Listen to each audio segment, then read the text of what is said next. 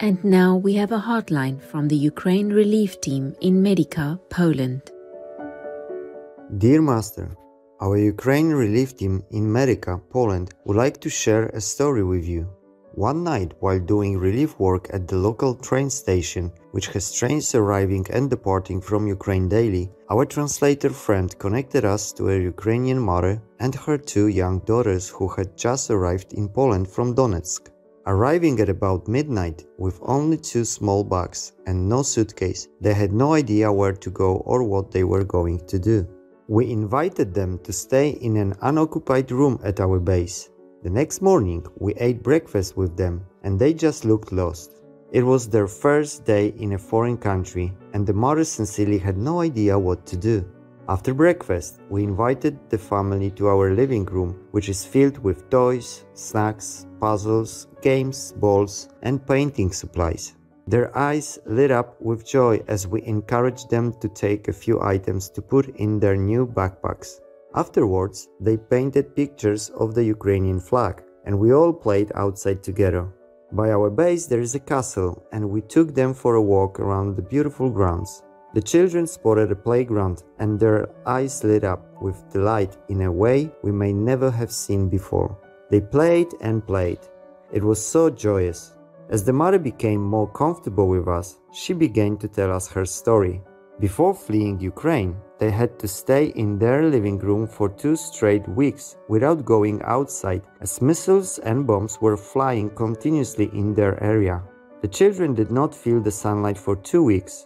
They finally had to flee as quickly as possible with only clothes on their back and a few small items, then traveled across the entire country to make it to Poland.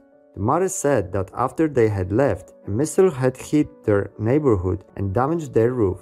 In one way, the mother was relieved that she had gotten her children to safety, but on the other hand, she had left her mother, sister, and husband behind in a war zone. She showed us pictures of her city.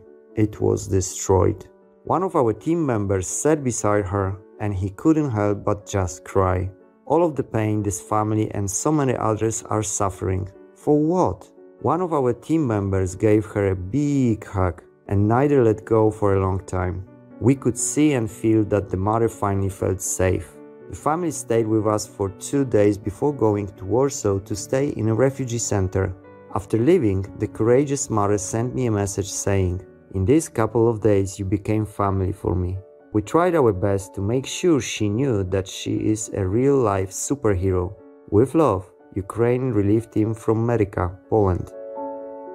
Considerate Ukraine Relief Team, we too have tears in our eyes reading your poignant story. Our thanks for helping us to connect with the important work you and others are doing at the Ukraine border. Master has this caring reply for you. Big-hearted Ukraine Relief Team, my heart aches for this family and others who suffer so much physically, emotionally, and mentally because of the Russian invasion. I am grateful and proud of your gentle, loving response to the Ukrainian people in their time of immense need.